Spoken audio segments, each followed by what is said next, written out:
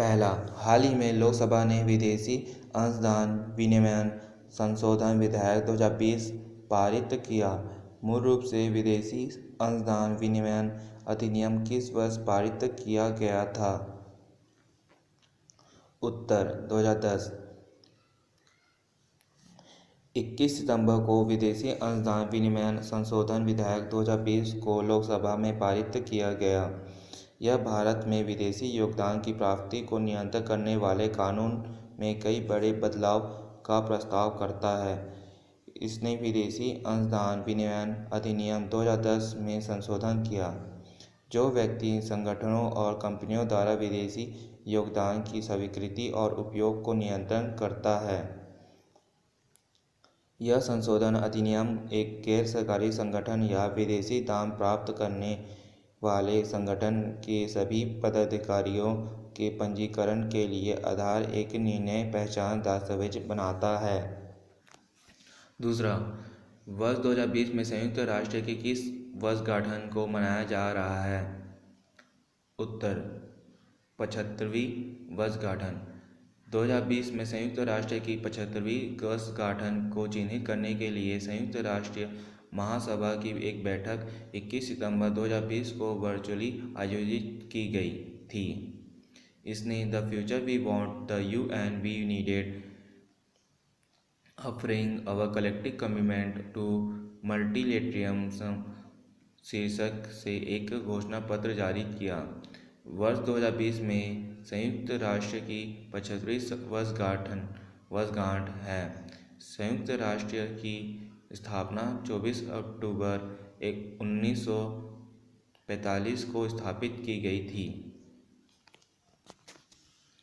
तीसरा, हाल ही में भारतीय संसद ने कोविड-19 रोगियों को उपचार करने वाले स्वास्थ्य कार्यकर्ताओं पर हिंसा की घटनाओं को रोकने के लिए महामारी रोग संशोधन विधेयक 2020 पारित किया।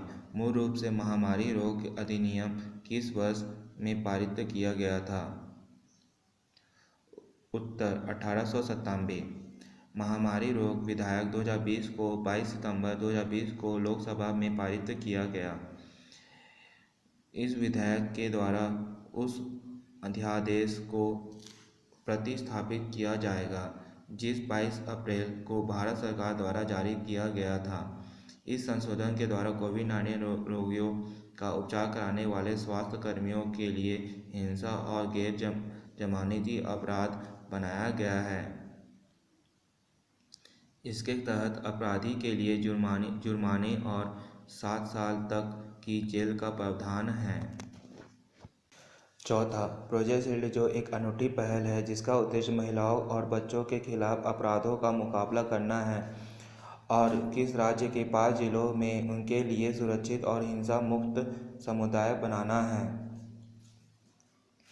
उत्तर तमिलनाडु। प्रोजेक्ट शील्ड तमिलनाडु के 5 जिलों में लॉन्च किया गया है: तिरुचि, पदुकोट्टई, करूर, पेरम्बलूर और अरियालूर। इसका उद्देश्य महिलाओं और बच्चों के खिलाफ अपराधों का मुकाबला करना है।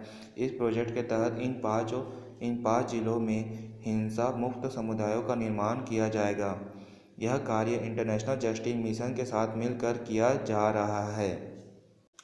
पांचवा, हाल ही में प्रधानमंत्री की अध्यक्षता में इस मंत्रिमंडल समिति के मार्केटिंग सीजन 2021-22 के लिए रबी फसलों की न्यूनतम समर्थन मूल्य MSP में वृद्धि को मंजूरी दी है।